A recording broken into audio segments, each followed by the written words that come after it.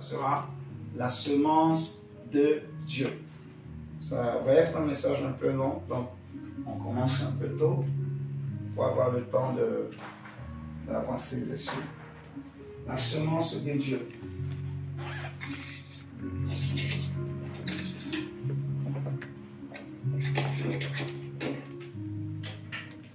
La semence de Dieu.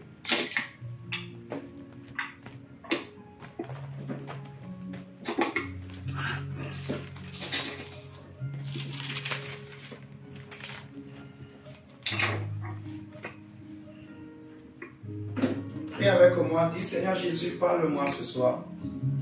Seigneur Jésus. Seigneur Jésus, parle-moi ce soir. Seigneur, je te gloire, Seigneur Jésus. Recevoir ta parole éternelle, Seigneur. Enseigne-nous, Seigneur Jésus, Père éternel. Oh Dieu de gloire, Papa, Seigneur, que ta parole soit dans une bonne cœur, Seigneur Dieu, Papa. Que ta parole, Seigneur Dieu, Seigneur, demeure dans nos frères, Seigneur des amis. Enseigne-nous, Seigneur Dieu, éduque-nous à travers ta parole, Seigneur. Oh Dieu, Seigneur, éternel des amis, Papa. Seigneur Dieu, que cette parole nourrit notre être. Seigneur, parle-nous ce soir. Dis à Dieu, Seigneur, dispose mon cœur, mon esprit, mon entendement, mes pensées. Au nom de Jésus-Christ de Nazareth. Seigneur, dispose mes pensées. Seigneur, parle-moi. Prie, dis Seigneur, je prends autorité. Et je me lève contre toute pensée contraire à la pensée de Jésus-Christ. Toute pensée, toute forteresse ou hauteur, toute flèche ou balle, toute sorcellerie, je les détruis par le feu. Dis Seigneur, j'invoque ton feu dans mon esprit, ton feu dans mon âme, ton feu dans ma conscience, dans mon inconscience, que ce feu consume toute semence de l'ennemi, que ce feu consume tout ce qui s'oppose à la connaissance de Jésus-Christ, que ce feu détruise toute forteresse, toute hauteur, toute autorité, toute force et puissance contraire à la pensée de Dieu, au nom de Jésus. Seigneur Jésus, nous demandons ta présence et ton règne. Nous demandons, Seigneur, ta lumière. Père, merci pour ta grâce. Au nom puissant de Jésus-Christ de Nazareth.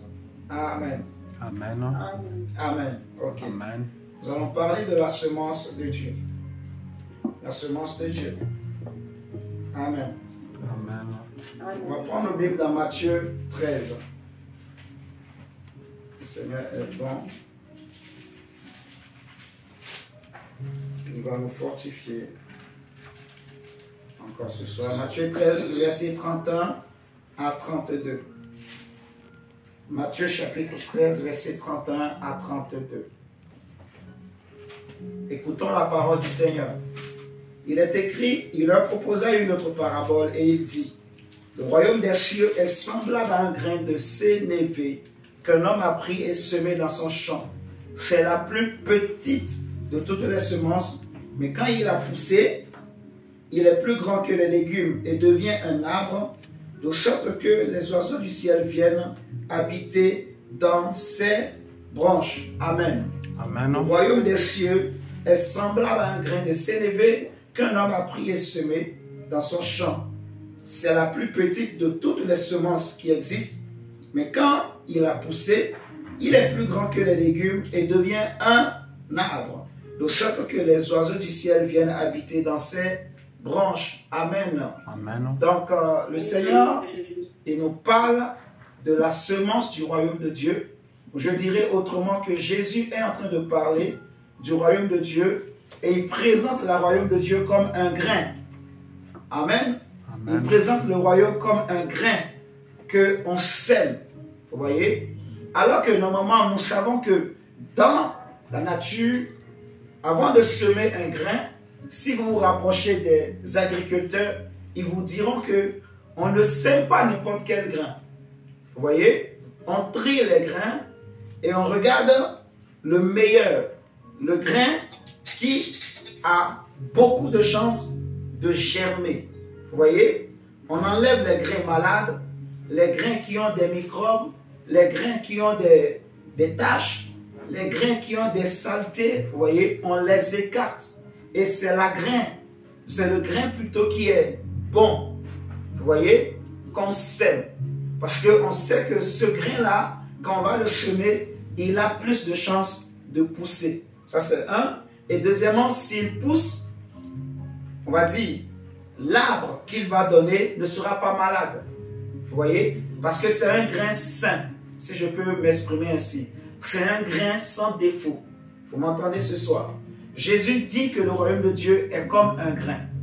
Donc, quand on parle d'un grain, on veut parler d'une semence. Vous voyez? On veut parler d'une semence. Nous allons bien comprendre c'est quoi la semence de Dieu. Ça, c'est le premier point.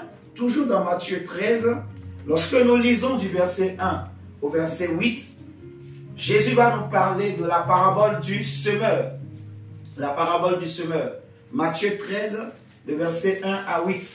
Souvenez-vous, la dernière fois qu'on avait partagé le message du Seigneur sur la foi comme un grain de sénévé, on avait lu également ce texte de Matthieu 13, 31 qu'on vient de lire, mais on n'avait pas développé ça. Mais aujourd'hui, le Seigneur veut qu'on le développe pour qu'on comprenne bien ce qui est caché aussi derrière.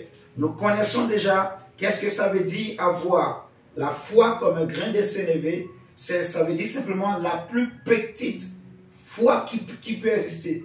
Le plus petit niveau de foi qui peut exister. Vous voyez? Amen. Donc si nous avons cette petite foi-là, c'est le plus bas niveau de foi qui existe. Si nous l'avons, nous pouvons faire des exploits avec Jésus. Alléluia. Amen. Et ce soir, nous voulons parler du royaume de Dieu comme un grain de sénévé, un petit grain que l'on prend et qu'on sème, mais qui fait des dégâts, qui fait des exploits. Vous voyez? Qui pousse et devient un arbre, mon frère Dacia. Amen. Amen. Regardez également avec moi. Donc, on va peut-être pas le lire, Matthieu 13, verset 1 à 8, mais j'estime que tout le monde connaît déjà Matthieu 13, verset 1 à 8, qui nous parle de la parabole du semeur. Jésus va dire que, voilà, il va dire que le royaume de Dieu est semblable à... Bon, si je lis juste le début, il dit que... La Bible dit, verset 3, il leur parle en parabole sur beaucoup de choses. Il dit, un semeur sorti pour semer, ainsi de suite. Vous voyez? Dans le semeur sème, il y a une partie qui est tombée le long du chemin, une autre partie est tombée au milieu, donc d'un endroit, un sol pierreux, un sol où il y a beaucoup de pierres. Un autre est tombé dans un sol épineux, où il y a beaucoup d'épines, vous voyez? Et on nous parle d'un quatrième type de terrain que la Bible appelle la bonne terre, où lorsque le grain ou la semence tombe, elle pousse, elle germe. Il y en a qui donnent 30, il y en a qui donnent 60, il y en a qui donnent 100 comme fruit. Alléluia. Donc là également, le Seigneur parle de la semence.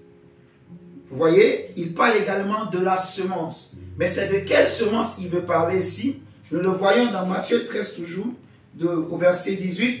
Il va donner l'explication de la parabole du semeur. Jésus va dire que lorsque un homme écoute la parole du royaume de Dieu et ne la comprend pas, ainsi de suite, le malin vient, il enlève, ainsi de suite. Donc il dit, lorsqu'un homme écoute la parole, vous voyez, le verset 19 nous dit, verset 18, il dit, vous donc écoutez ce que signifie la parole du semeur. Le verset 19, il dit, lorsque un homme écoute quoi? La parole du royaume et ne la comprend pas. Donc on comprend que la semence dont Jésus parlait, c'est la parole du royaume. Alléluia. Est-ce que tout le monde est là avec moi ce soir? Amen. Jésus voulait parler ici de la parole du royaume. Vous voyez? Donc la semence ici, c'est la parole du royaume. Écoutez-moi très bien ce soir. C'est la parole du royaume. On le voit du verset 18 au verset 23. D'ailleurs, même dimanche passé, on avait essayé de détailler un peu ça, vous voyez, en parlant de la prophétie d'Ésaïe sur les secrets de Jésus. On a expliqué un peu qu'est-ce que cela signifiait. Donc, le sol pierreux, le sol épineux, vous voyez, ou celui qui écoute la parole le long du chemin. On a essayé d'expliquer un peu comment on peut comprendre cette parabole de Jésus. Amen. Amen. Si nous regardons, toujours dans Matthieu 13, il y a beaucoup de choses dans Matthieu 13. Avant qu'on aille loin, si vous regardez le verset 36 et 37, Jésus va encore parler d'une autre forme de semence.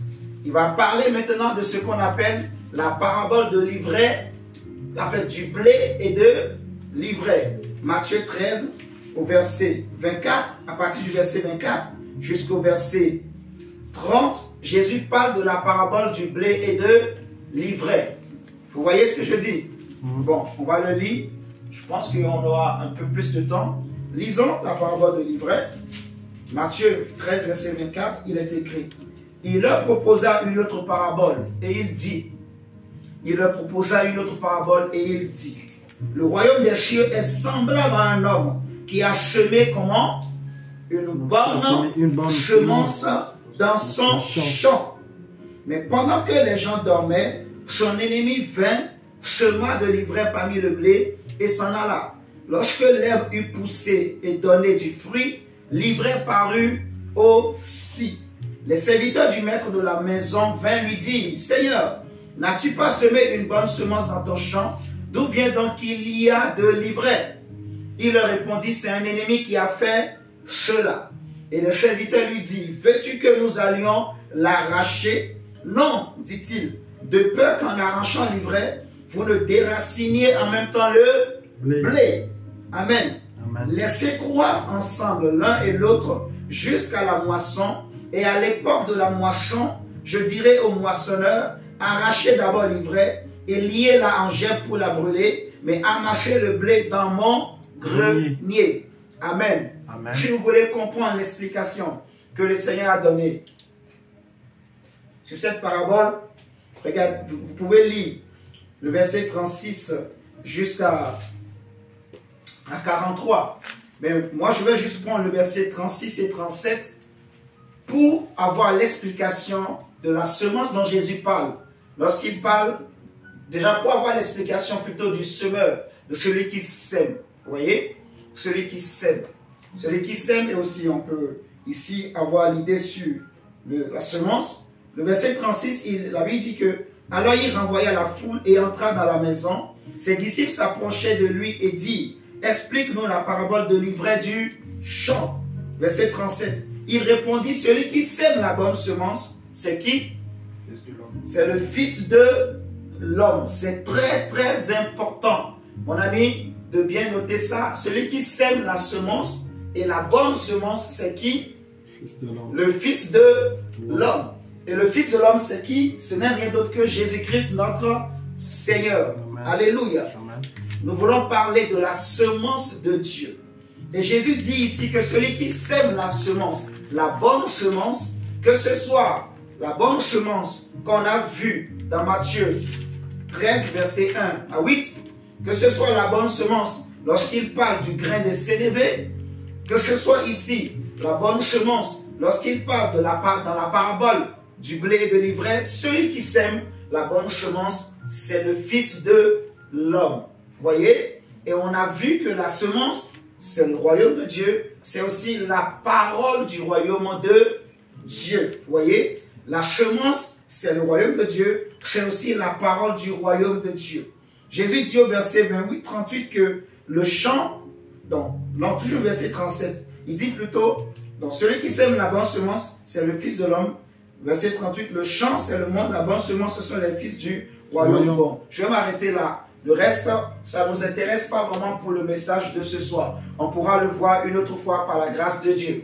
Ce que j'aimerais qu'on retienne dans ce texte qu'on a lu sur le blé et l'ivraie, c'est que celui qui sème la bonne semence, c'est le Fils de l'homme. Vous voyez? Donc, d'après tous ces textes qu'on a lus, ce qu'on peut retenir au premier abord, c'est que lorsqu'on parle de la semence de Dieu, on veut parler de la semence qui vient de Dieu, qui vient du ciel. Alléluia. Amen. Jésus dira que cette semence, ce n'est rien d'autre que le royaume de Dieu. C'est aussi la parole du royaume. Donc c'est la parole de Dieu. Qui me comprend ce soir? Amen. La semence de Dieu, c'est sa parole.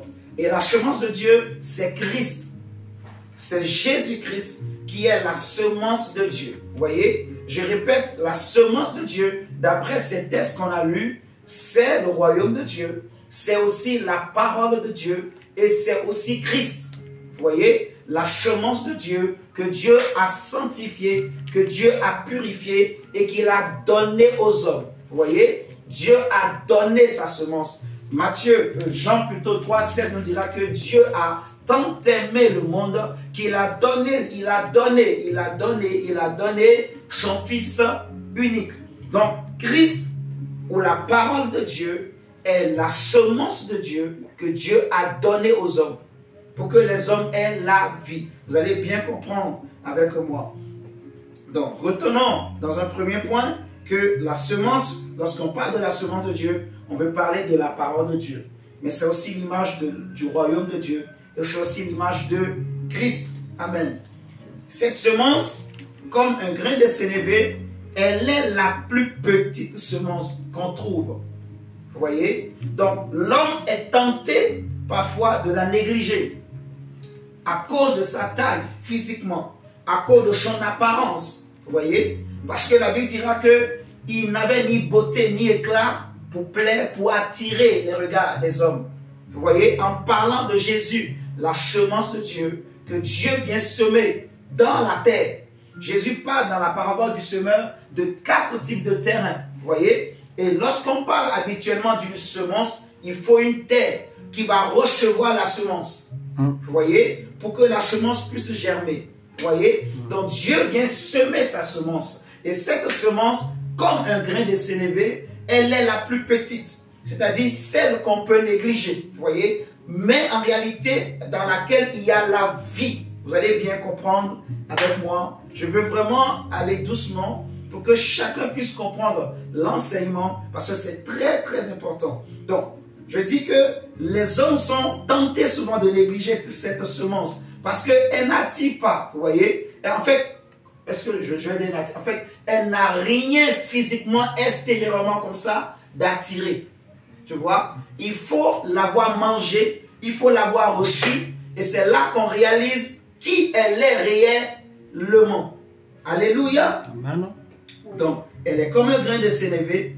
Et le souci ici, aujourd'hui, pour nous chrétiens, comme on a vu dans la parabole du semeur, Jésus parle des 4 types de terrains.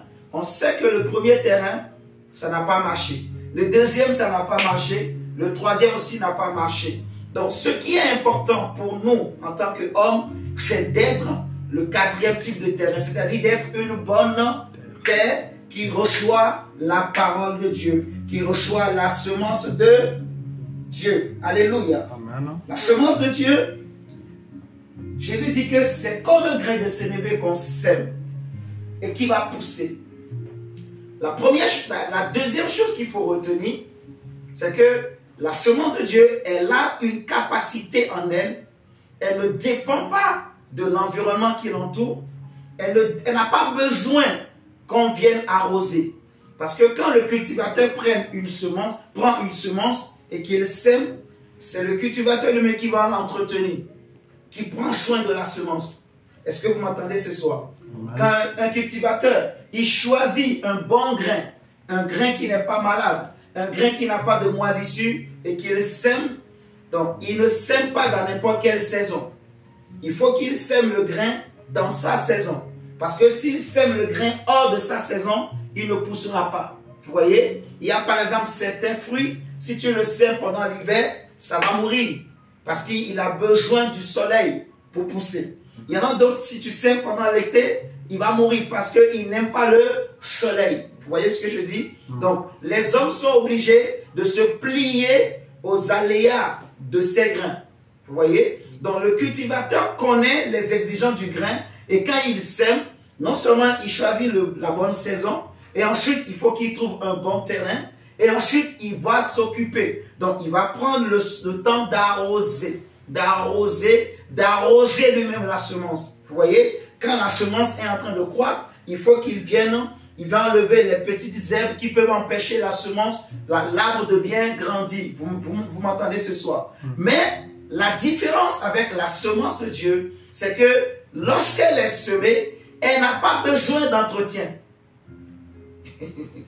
Elle n'a pas besoin que l'homme vienne s'occuper, non. Elle-même en elle-même, ce grain en lui-même, possède tout ce qu'il faut pour croître tout seul. Est-ce que tu comprends ce que je dis, Darcia? La différence entre la semence des hommes, entre le grain des hommes et le grain de Dieu. Tu vois? La deuxième chose qu'il faut retenir, c'est qu'elle n'a pas besoin des hommes pour croître.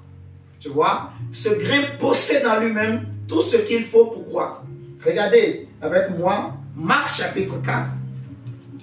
Nous allons expliquer ça avec ce verset de Marc chapitre 4. Nous allons appuyer plutôt ce que je dis. Marc chapitre 4.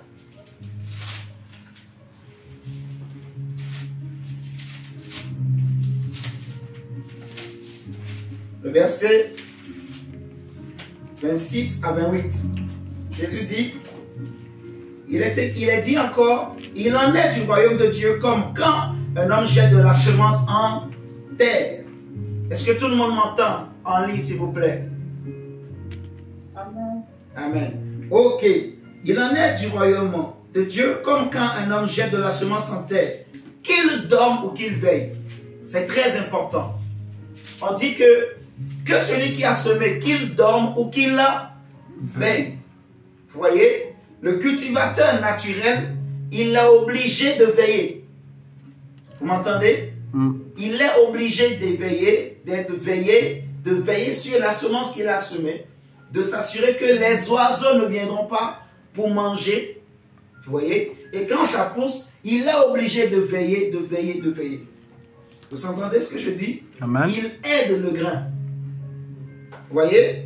Ici, on dit que qu'il dorme ou qu'il veille, nuit et jour, la semence germe et croît sans qu'il sache comment. Vous voyez la différence? Qu'on dorme ou qu'on veille ou pas, la semence de Dieu, elle croît sans qu'on sache comment. Elle germe et elle croît sans qu'il sache comment. On dit, verset 28, que la terre produit d'elle-même d'abord l'herbe, puis l'épi, puis les grains tout formés dans l'épi. Et dès que le fruit est mûr, on y met la faucille car la moisson est là. Donc, c'en est ainsi du grain de Dieu, de la semence qui vient de Dieu. Elle n'a pas besoin des aides des hommes. Elle n'a pas besoin donc du calcul des hommes. Elle n'a pas besoin que des béquilles des hommes pour avancer. Vous voyez, le royaume de Dieu, quand il vient quelque part, il vient avec tout ce qu'il faut pour amener le salut, pour délivrer les hommes, pour sauver les hommes. Mon ami, c'est très important vraiment ce qu'on est en train de dire. Mais d'abord, j'aimerais qu'on comprenne bien ces avantages, ces particularités de la semence de Dieu. Est-ce que Prince, tu me comprends? Elle germe tout seul, elle n'a pas besoin des hommes pour germer, elle possède en elle-même la semence de Dieu, tout ce qu'il faut pour croître, pour germer, pour pousser, pour apporter la vie. Vous voyez ce que je dis? Amen. Ok. L'essentiel est que cette semence tombe dans la bonne terre. Et c'est tout. Si elle tombe dans la bonne terre, laissez-lui le temps. Elle va pousser, elle va germer, elle va croître, elle deviendra un arbre où les oiseaux peuvent venir justement se poser, où les gens peuvent manger les fruits. Amen. Vous voyez? Les gens vont manger les fruits. La semence de Dieu, qui est le royaume, la parole que tu entends tous les jours, que nous prêchons, que tu entends, que nous écoutons, elle est une semence que Dieu dépose en nous. Vous voyez? L'essentiel est que nos cœurs soient cette bonne terre qui reçoit la parole. Vous voyez? Cette terre qui n'étouffe pas. Vous voyez? Cette terre qui n'étouffe pas la parole de Dieu. Alléluia. Amen. Donc, je vais poser cette question. On a dit que l'essentiel est que nous soyons une bonne terre. Alors, une bonne terre, c'est tout simplement une terre qui n'étouffe pas la parole et qui permet à la semence plutôt de croître, de germer. Alléluia. Amen. Donc, ça, on est d'accord sur ce point. Maintenant, nous allons avancer par rapport à la semence de Dieu. Dieu vient semer sa semence dans le monde, sur la terre. Mon ami, la Bible nous dit que au commencement d'abord, ce qu'il y avait sur la terre, c'était les ténèbres. Est-ce que vous m'entendez ce soir? C'est les ténèbres. On a dit que la semence de Dieu, c'est le royaume, c'est la parole. C'est le royaume, c'est la parole, c'est Jésus-Christ. Et l'apôtre Jean nous dira dans Jean chapitre 1 que au commencement était cette parole, dans cette semence de Dieu. Elle était avec Dieu, elle était auprès de Dieu, elle était Dieu. Vous voyez? Et que toutes choses ont été créées, ont été faites, ont été fabriquées, façonnées par cette semence de Dieu. Est-ce que vous êtes en train de me suivre jusque-là? Là, nous entrons maintenant dans une deuxième partie de cet enseignement. La semence de Dieu, elle était déjà au commencement. Et le monde qui a été créé, le monde que ce soit invisible ou visible que tu connais, mon frère, ma soeur, elle vient de la semence de Dieu. Qui me comprend ce soir? Amen. Lorsque le cultivateur, il sème sa semence, il s'attend que la semence va croître, va germer et croître, donner des fruits et les gens vont manger, les gens vont se réjouir. Vous voyez? Donc, la Bible nous enseigne, d'après ce texte de Jean 1, que la semence, c'est-à-dire la parole de Dieu, elle était au commencement avec Dieu, elle était avec Dieu. Et on nous précise que toutes choses ont été créées par elle. Par elle, pour elle et en elle. Alléluia. Amen. On nous dit qu'en elle était la vie. Et la vie était la lumière des hommes. C'est très important. Prenons Jean chapitre 1. C'est très, très important, mon ami. La semence de Dieu. La semence de Dieu. Verset, Jean chapitre 1, le verset 3. On dit que toutes choses ont été faites par elle. Et rien de ce qui a été fait n'a été fait sans elle. En elle était la vie. Et la vie était la lumière des hommes. La lumière, lui, dans les ténèbres, et les ténèbres ne l'ont point reçu. Amen. Amen. On nous dit que la terre dont il est question ici, c'est l'homme. C'est toi et moi. C'est le monde. On le voit dans Matthieu 13. Vous voyez? La terre, c'est les hommes. C'est le cœur des hommes. C'est nos familles. C'est nos pays. C'est nos civilisations. Vous voyez? C'est nos vies.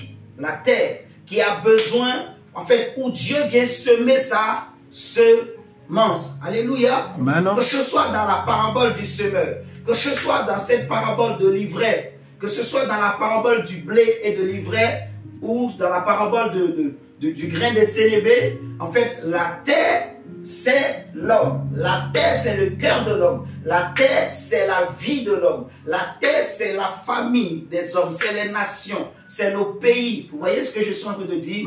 Et la Bible nous dit, l'apôtre Jean toujours, il a eu la révélation dans 1 Jean 5, je crois au verset 9, si je ne me trompe pas, je vais le vérifier rapidement.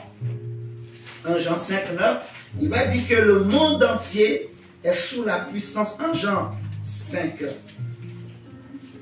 verset 19. 1 Jean 5, verset 19. L'apôtre Jean nous dit que nous savons que le monde entier, nous savons que nous sommes de Dieu et que le monde entier est sous la puissance du malin. Qui me suit ce soir? Amen. Alléluia. Donc, on nous présente le cœur des hommes, on nous présente la vie des hommes, on nous présente ce que les hommes ont construit, les civilisations que les hommes ont bâties.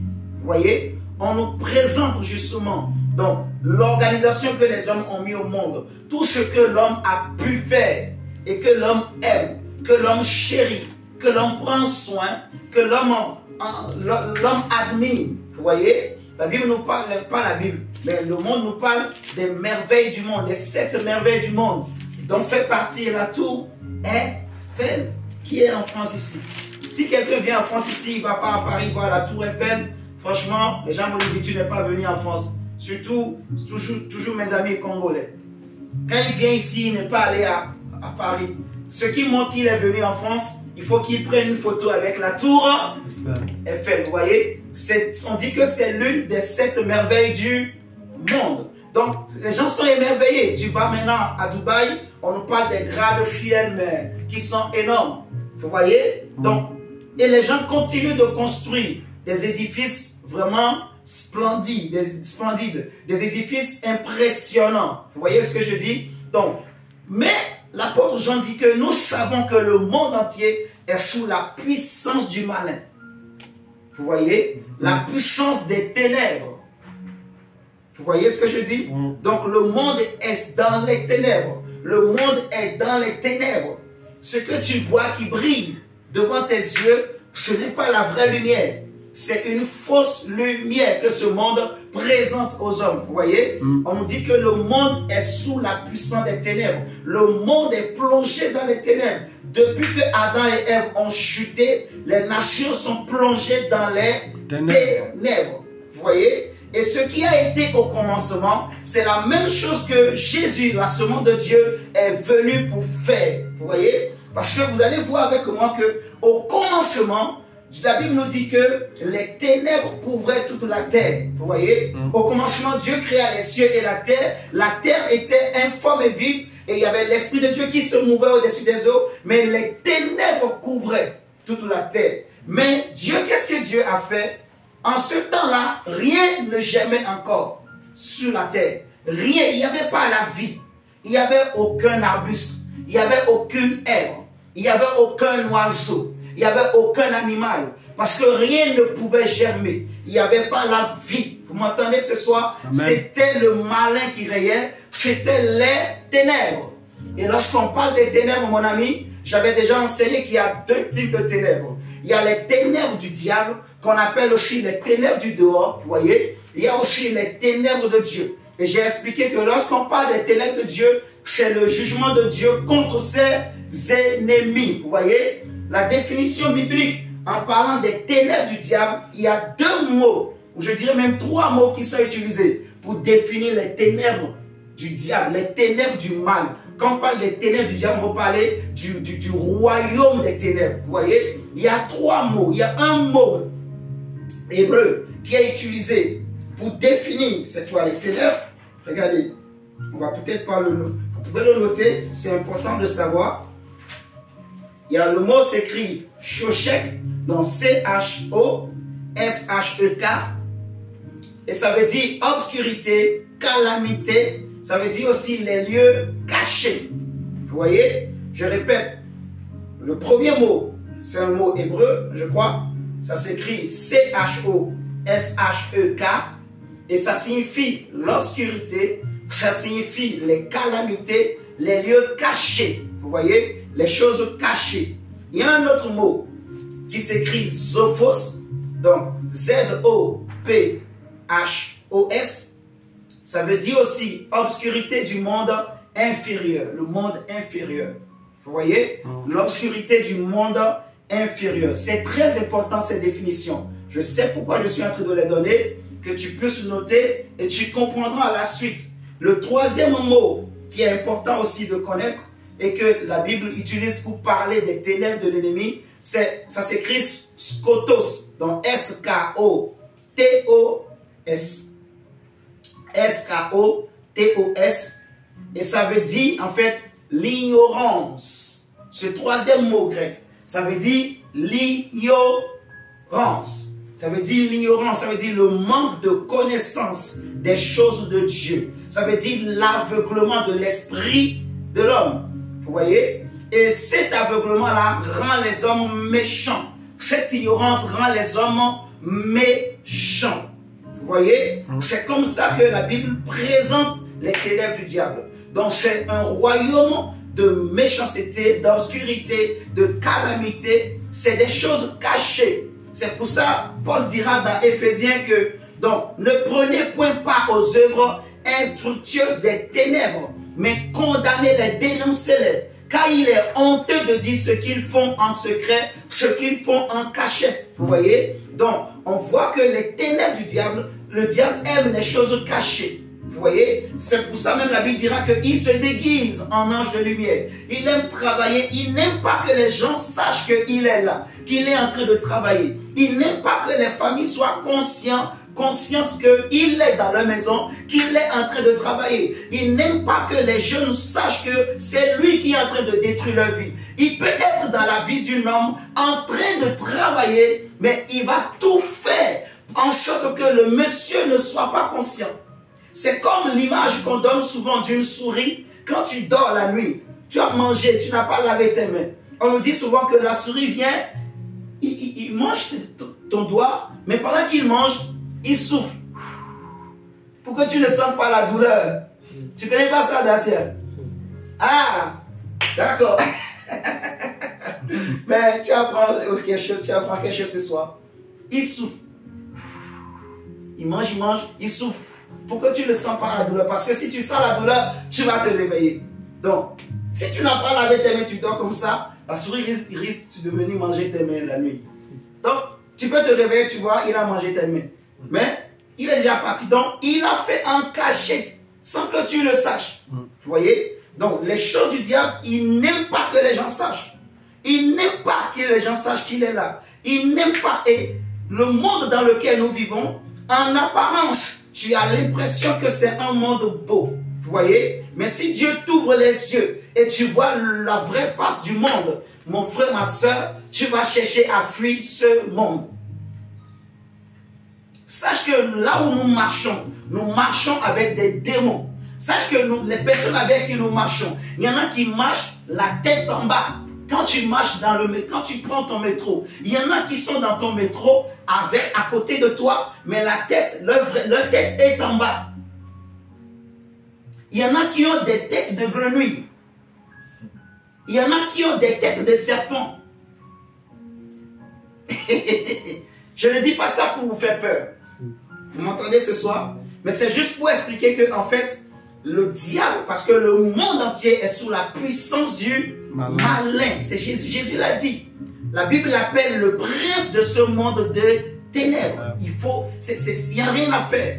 Parce que depuis que Adam a péché, Adam a livré le monde à lui. Au départ, c'était à Adam que Dieu a confié la gérance du monde, de la terre. Mais à cause du péché, le diable a récupéré. Vous voyez? Et Dieu maintenant a préparé un nouveau monde. Un monde meilleur aux hommes. Vous voyez? Mais ce monde dans lequel nous vivons est appelé à être détruit. Avec tout ce qui est dedans. Vous m'entendez ce soir? La Bible dira que le diable, il sait que son temps est compté. Vous voyez? Donc il est animé d'une grande colère. Il est descendu vers les hommes avec des projets, avec des idées, avec des dessins, avec des calculs, des programmes, vous voyez, des planifications, des plans. Il s'est organisé. Jésus dira même que son royaume est bien organisé. Si Satan combat Satan, son royaume sera divisé. Or, son royaume n'est pas divisé. Il est bien organisé. Vous voyez, l'apôtre Paul nous parle dans Éphésiens 6 que nous n'avons pas à lutter contre la chair et le sang, mais contre des dominations, contre des autorités. Vous voyez, contre les princes de ce monde de ténèbres, contre les esprits méchants dans les lieux célestes. Vous voyez, donc il y a toute une hiérarchie. Il y a les esprits méchants qui sont même plus méchants que le diable lui-même. Si Dieu les relâche, la terre serait déjà détruite. Donc il y a des démons, en fait des esprits, des anges déchus qui sont enchaînés. La Bible dit dans les liens des ténèbres, ils sont enchaînés. Vous voyez, et ils attendent le jugement dernier. Le diable, lui, Dieu l'a laissé. Il fait ce qu'il veut. Mais sachez qu'il y a des esprits qui sont en colère plus que lui. Si on les relâchait, la terre serait déjà détruite complètement. Vous m'entendez? Et c'est des princes, comme lui-même le diable. Et c'est toute une organisation en fait. Après eux, on voit les princes, on voit les autorités. Vous voyez, on voit les dominations. Donc, il y a toute une organisation. Les démons sont tout en bas. Les sorciers sont tout en bas. Donc, il a toute une organisation. Dans les familles, dans les pays, dans les nations. Vous voyez, il a son monde dans les eaux. Il a son monde dans les forêts. Vous voyez, il a son monde dans les airs. Il a son monde partout. Partout. Que ce soit dans la science. Voilà, je ne sais pas s'il faut dire beaucoup de choses. Mais il est vraiment partout. Vous m'entendez ce soir? Et il fait tout justement aussi pour que les hommes l'ignorent. Que les hommes ne fassent pas attention à lui. Que les hommes ne prennent pas garde. Mais il a son plan caché. Il a son agenda caché. Alléluia. Amen. Donc, la Bible nous dit qu'au commencement, c'était comme ça. Rien ne pouvait germer. Et c'est pour ça que Dieu était intervenu. Mais pour commencer, quand Dieu a amené sa semence, avant de semer quelque chose, Dieu a d'abord appelé la lumière. Est-ce que vous m'entendez ce soir? Donc, lorsque la semence de Dieu vient quelque part, la première des choses qu'elle vient, elle vient en tant que lumière. Elle se manifeste en tant que lumière. Regardez avec moi Jean, toujours Jean. Jean chapitre 1, la Bible dira au verset 9. La Bible dit que cette lumière était la véritable lumière qui, en venant dans le monde, fait quoi? Éclaire tout homme. Elle était dans le monde et le monde a été fait par elle. Et le monde ne l'a point connue. Vous voyez? Donc, la parole, la semence de Dieu, celui qui a créé le monde, est venu dans le monde ne l'a pas connu. Parce que le monde a préféré les ténèbres. Les hommes ont préféré les ténèbres. Nous allons le voir. Les hommes ont préféré les ténèbres. Vous voyez? Mais la Bible dit que elle est la vraie lumière. Cette lumière de Dieu, c'est elle la vraie lumière. Amen. On est d'accord? Regardez Jean chapitre 3, toujours. Toujours Jean chapitre 3, le verset 16. La Bible dit, car Dieu a tant aimé le monde qu'il a donné son Fils unique, afin que quiconque croit en lui ne périsse point, mais qu'il ait la vie éternelle. Dieu, en effet, n'a pas envoyé son Fils dans le monde pour qu'il juge le monde, mais pour que le monde soit sauvé par lui. Celui qui croit en lui n'est point jugé, mais celui qui ne croit pas est déjà jugé, parce qu'il n'a pas cru au nom du Fils unique de Dieu. Celui qui ne croit pas est déjà jugé. Et la Bible dit, verset 19, et ce jugement, c'est que la lumière étant venue dans le monde, donc la lumière étant venue chez les hommes, vers les hommes, la Bible dit, les hommes ont préféré quoi? Les ténèbres à la lumière, parce que leurs œuvres étaient mauvaises. Donc, car quiconque fait le mal est la lumière et ne vient point à la lumière, de peur que ses œuvres ne soient dévoilées. Donc, celui qui agit selon la vérité vient à la lumière, afin que ses œuvres soient manifestées, parce qu'elles sont faites en Dieu. Vous voyez? Donc, les hommes préfèrent faire les choses en cachette. Les hommes préfèrent faire les mauvais coups en cachette. Les hommes préfèrent commettre leur impudicité en cachette. Les hommes préfèrent commettre leur adultère en cachette. Les hommes préfèrent se masturber en cachette. Vous voyez? Les hommes préfèrent mentir en cachette. Les hommes préfèrent donc trahir leur mari, leur femme en cachette. Vous voyez? Les hommes préfèrent voler en cachette. Vous voyez? Les hommes n'aiment pas que justement les choses mauvaises qu'ils font soient connues. Vous voyez ce que je suis en train de dire? Les hommes aiment les ténèbres parce que leurs œuvres sont mauvaises et ils ne veulent pas abandonner. Ils préfèrent continuer dans leur vie. Et des personnes comme ça, la Bible dit, elles sont déjà jugées. Vous voyez ce que je suis en train de dire? Donc, la lumière est venue dans le monde et les hommes ont rejeté la lumière.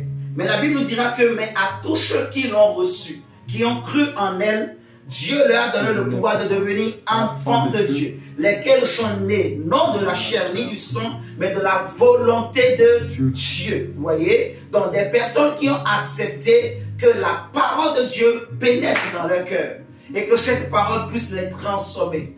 La Bible nous dira que donc cette région, c'est ce pays où vivait l'homme de la mort et les ténèbres ont vu une grande lumière. Vous voyez? Une grande lumière s'est levée dans la vie des hommes où les ténèbres régnaient. Une grande lumière s'est levée dans la vie des pauvres. Jésus va dire, heureux ceux qui ont le cœur pur, car ils verront Dieu. Heureux ceux qui ont soif de justice. Heureux ceux qui, justement, regardez les béatitudes. En fait, c'est ce peuple-là. Donc, qui, malgré leurs défauts, malgré leurs imperfections, mais quand même désire un changement. Désire que le monde change. désirent vraiment une autre vie. Vous voyez, ces personnes qui, ils en ont marre de leur situation, de leur état de péché. Vous voyez, ces personnes qui veulent que leur famille change, que leur vie change. Ces personnes qui ne veulent pas rester dans le péché, dans le vol. Vous voyez ce que je suis en train de dire? Regardez avec moi dans Matthieu chapitre 5. Jésus va dire, heureux. Les béatitudes. Saint-Esprit, merci. Matthieu 5, verset 1. Voyant la foule, Jésus monta sur la montagne et après qu'il se fut assis, ses disciples s'approchaient de lui. Puis, ayant ouvert la bouche, il les enseigna et dit, heureux les pauvres en esprit, car le royaume des cieux est à eux. Vous voyez, heureux les affligés, car ils seront consolés. Heureux les débonnaires, car ils hériteront la terre. Heureux ceux qui ont faim et soif de la justice, car ils seront rassasiés. Heureux les miséricordieux, car ils obtiendront miséricorde. Heureux ceux qui ont le cœur pur, car ils verront Dieu. Heureux ceux qui procurent la paix, car ils seront appelés fils de Dieu. Alléluia. Amen. Heureux ceux qui sont persécutés pour la justice, ceux car le royaume des cieux est pour eux, est à eux. Vous voyez? Donc Jésus est venu pour ces hommes-là, ces femmes-là, qui aiment la justice, qui ont la miséricorde. Ces hommes-là qui aiment aider les autres, qui aiment soutenir les autres, vous voyez. Ces hommes-là qui ont un cœur humble, vous voyez. Ces hommes-là qui soupirent après la justice, qui soupirent après le changement, après la délivrance, vous voyez. Ces hommes-là qui veulent le changement, qui sont fatigués de l'injustice qu'il y a autour d'eux, qui sont fatigués donc de la misère dans laquelle elles sont, qui sont fatigués de la pauvreté dans laquelle elles vivent. Vous voyez, ces hommes qui sont fatigués de toujours voler pour survivre, de toujours voler pour s'en sortir. Vous voyez, Bartimée va crier, fils de David, aie pitié de moi. Bartimée était fatigué de toujours tendre la main aux autres. Vous voyez? Donc, Jésus est venu pour ces hommes qui, en fait, ne pensent pas que, ces hommes qui reconnaissent qu'ils ne peuvent rien, ils sont faibles et qui cherchent du secours, qui se tournent vers Dieu. S'il y a un Dieu qui existe, que ce Dieu-là vienne à notre secours. Jésus dit, heureux ces gens-là. Et c'est la prophétie du prophète Ésaïe qui s'accomplit dans le sens où le prophète Ésaïe va dire, la Bible nous dira que, si vous prenez Matthieu 4, que le verset 12, on nous dit, Jésus ayant appris que Jean avait été livré, se retira dans la Galilée, il quitta Nazareth et vint demeurer à Capernaum, situé près de la mer, dans le territoire de Zabulon et de Nephtali, afin que s'accomplisse ce qui avait été annoncé par Isaïe le prophète. Le peuple de Zabulon et de Nephtali, de la contrée voisine de la mer, du pays au-delà du Jourdain et de la Galilée des gentils, ce peuple assis dans les ténèbres, vous voyez, ce peuple assis dans les ténèbres, ce peuple assis dans les ténèbres a fait quoi? A vu une grande lumière. Et sur ceux qui étaient assis dans la région et l'homme de la mort, la lumière s'est levée. Et cette lumière, c'est Jésus. J'aimerais dire à quelqu'un ce soir, avant de semer un grain, ou avant de chercher à faire germer quelque chose dans ton famille ou dans nos vies, premièrement, il faut que la lumière vienne chasser les ténèbres. Vous voyez, les ténèbres avaient établi ou établissent encore jusqu'à aujourd'hui dans la vie de plusieurs personnes un cycle. Vous voyez, il y a des familles, c'est comme un cycle. La pauvreté, ça se transmet de génération en génération. Il y a des familles, la maladie se transmet en génération en génération. J'aime souvent le dire, il y a des familles, on sait que tous les hommes ne dépassent pas 60 ans. Vous voyez, donc c'est comme un cycle. Ça traverse de génération en génération. Vous voyez, il y a des familles comme ça. On sait que personne ne peut aller au-delà du bac. Le diplôme le plus élevé que quelqu'un peut avoir dans la famille, c'est les bacs. Tous les hommes, ils sont des... Ce n'est pas mauvais d'être manœuvre, d'être artisan. Vous m'entendez ce soir? Mais ça peut être un cycle qui est établi par les ténèbres, vous voyez, ou une loi que le royaume des ténèbres a mise sur la famille qui a dit que personne ne peut avoir de grand diplôme au-delà du bac dans cette famille. Vous voyez? Donc les gens peuvent naître, ils peuvent être beaux de figure, mais ils grandissent au-delà du... Quand ils s'approchent du bac, maux de tête, tellement mal à la tête que l'enfant ne peut plus aller loin. Dès qu'il a le bac, ah, je suis fatigué, il est fatigué. Vous voyez, il y a des familles, c'est comme un cycle. Les femmes n'arrivent pas à se marier. Les hommes n'arrivent pas à trouver du travail. Les hommes n'arrivent pas à se marier. Il y a des familles, le cycle que l'ennemi a mis en place, ça peut être le divorce. Vous m'entendez ce soir? Donc, les ténèbres ont établi comme des cycles, des saisons, des périodes, des choses qui se transmettent de génération en génération. Donc la lumière vient pour briser le cycle des ténèbres. Amen. Vous voyez ce que je dis? Il faut que la lumière vienne briser ce cycle que les ténèbres ont établi dans les familles, dans la vie des hommes. C'est pourquoi on dit ce peuple qui était assis.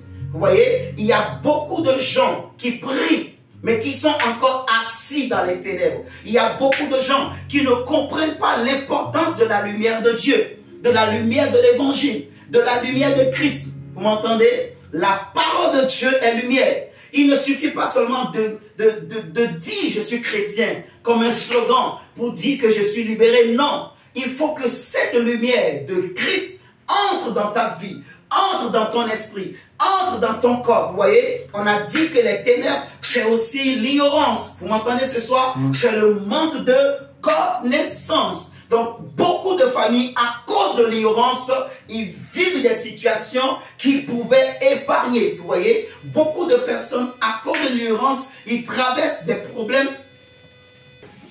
Gloire à Dieu.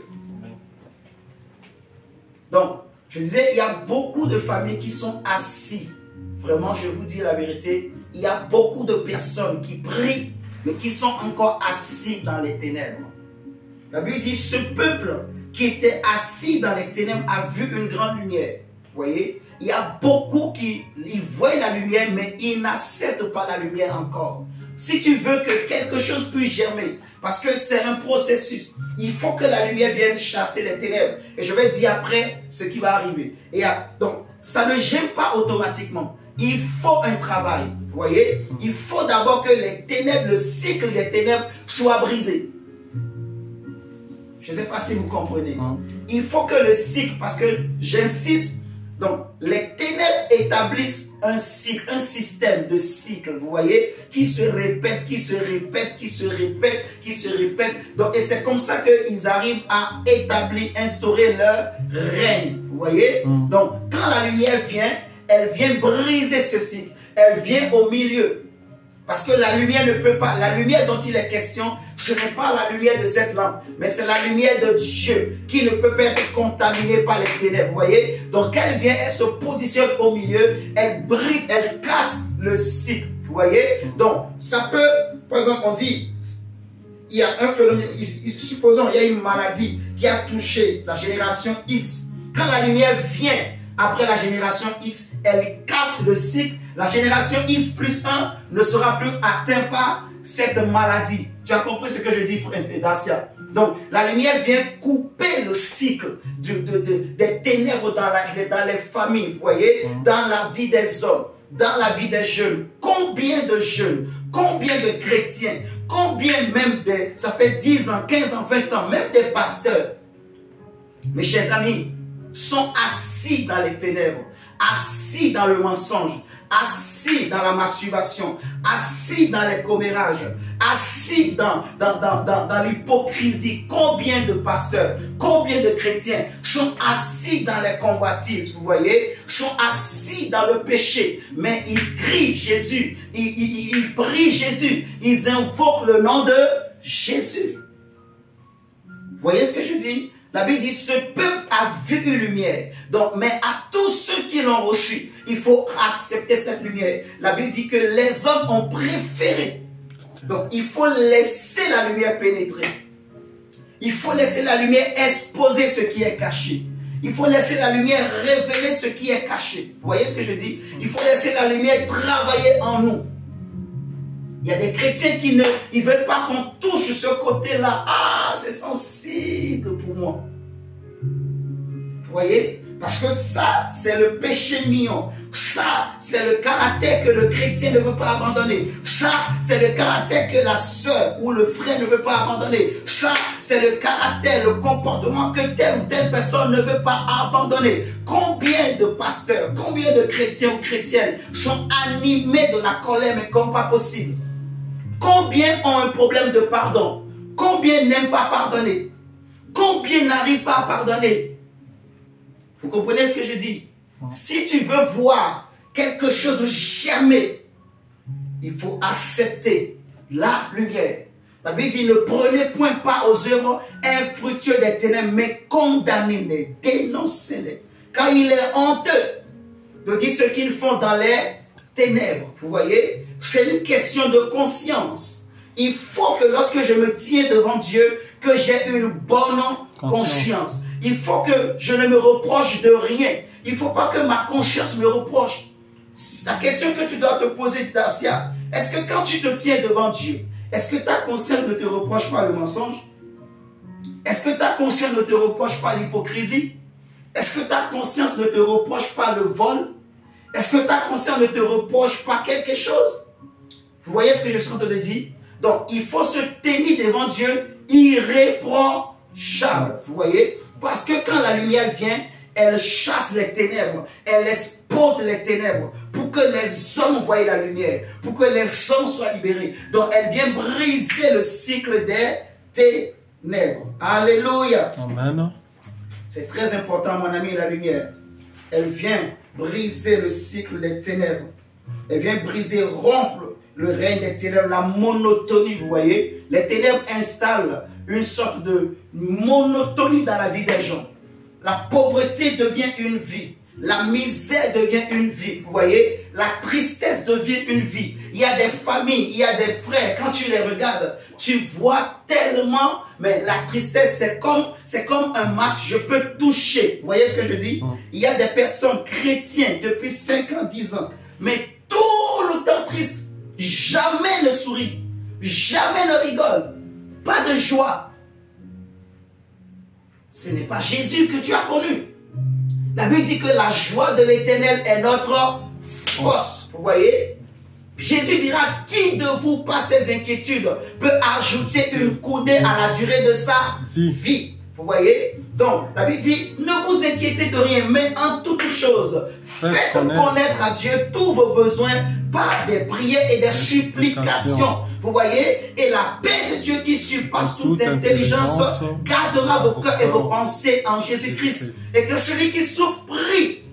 L'obéissance vaut mieux que le sacrifice. Mais les chrétiens aujourd'hui rejettent l'obéissance. Vous voyez? Ils préfèrent le sacrifice.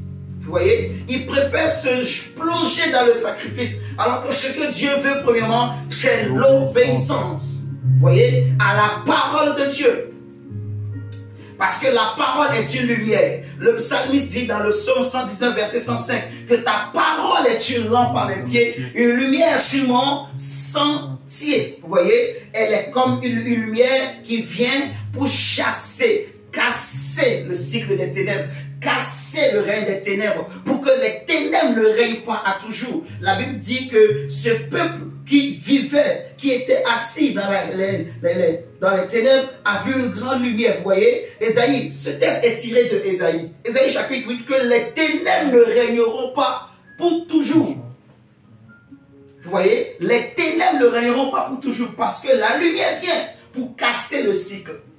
Qui me comprend ce soir? Amen. Donc, la première des choses que la semence de Dieu fait, et qui est important à savoir, pour qu'on désire, qu'on vive, en fait, cet enseignement, c'est pour que tu désires vivre ces choses. Vous voyez? Que chacun prie dans ce sens par rapport à ça. Vous m'entendez ce soir? Donc, premièrement, la lumière chasse les ténèbres. Parce que s'il y a les ténèbres, on ne peut pas semer. Vous voyez ce que je dis? On peut pas, rien ne peut germer en fait. Donc, la semence de Dieu, j'ai dit, en elle-même, elle possède tout ce qu'il faut pour croître, pour germer et pour agir.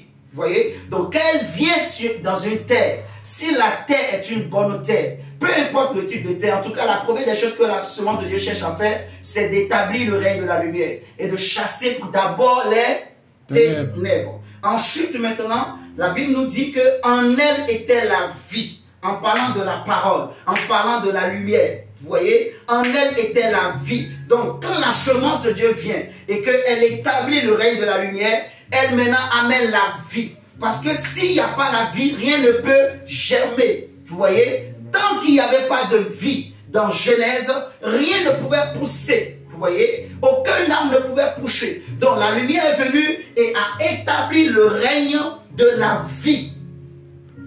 Alléluia. Il faut la vie. Donc la lumière vient établir le règne de la vie. Elle amène la vie au milieu des hommes.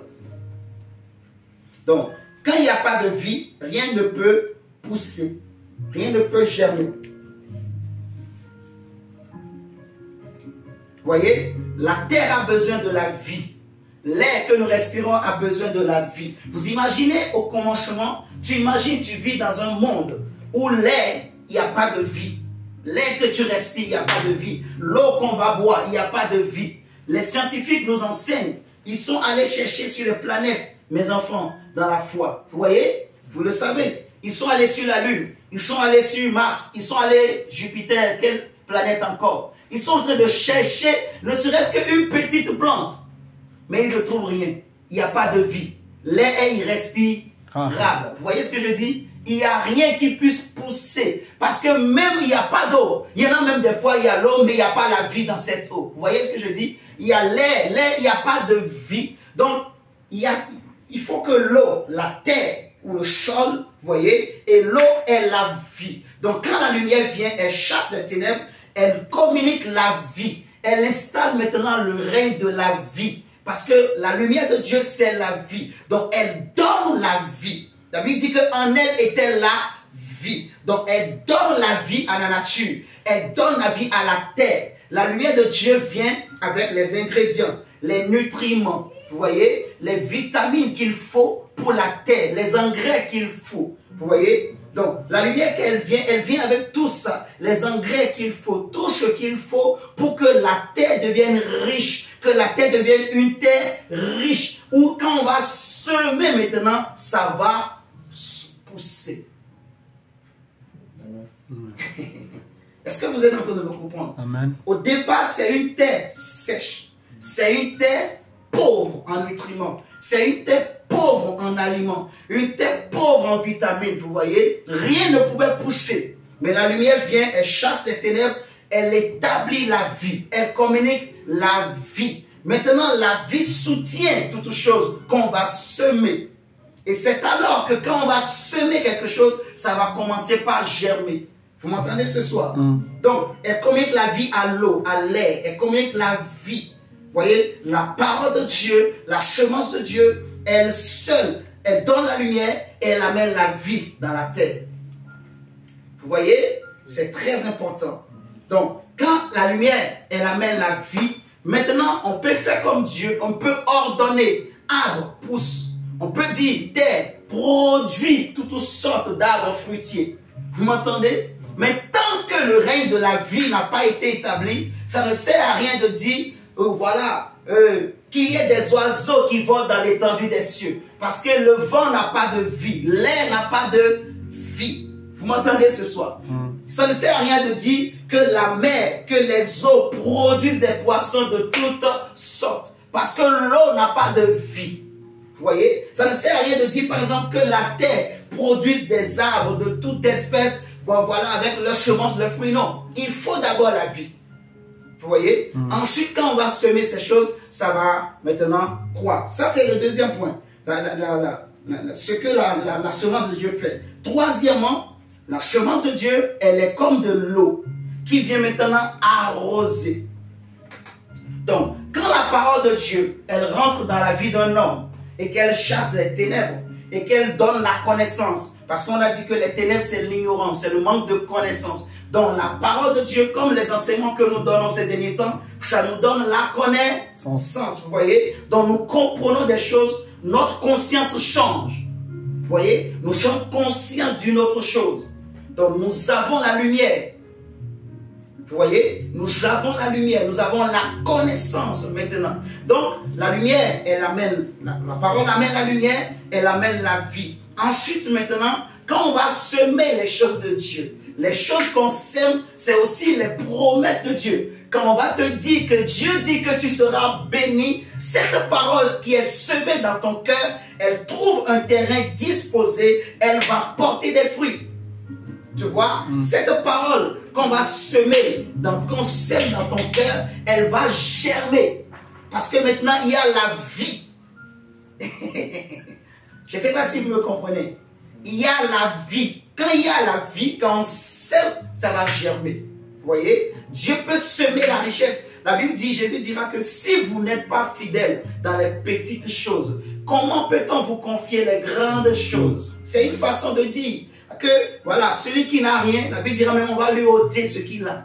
Vous voyez, c'est une façon de dire en fait que Dieu ne donne pas les choses saintes aux chiens. Jésus même le dit, ne donnez pas les choses saintes aux chiens. Donc, il faut que le Seigneur s'assure que tu es une bonne terre où maintenant il y a la vie. En sorte que Dieu sait que ce que je vais semer, quand je vais déposer une grâce, quand je vais déposer tel don, tu vois, ça va germer. Tu comprends, Prince? Ça va germer. Donc, quand Dieu voit que maintenant la lumière a fait son travail, la vie est rentrée. Tu vois, la vie est rentrée. La Bible dit que Dieu n'est pas le Dieu des morts, mais il est le Dieu des vivants. Vous voyez, Amen. Des hommes et des femmes vivants et vivantes qui adorent Dieu en esprit et en vérité, Alléluia. Qui sont zélés et non paresseux, vous voyez, qui ont le feu, qui sont debout pour adorer leur Dieu, pour adorer leur Maître, pour adorer leur Seigneur. Alléluia. Amen.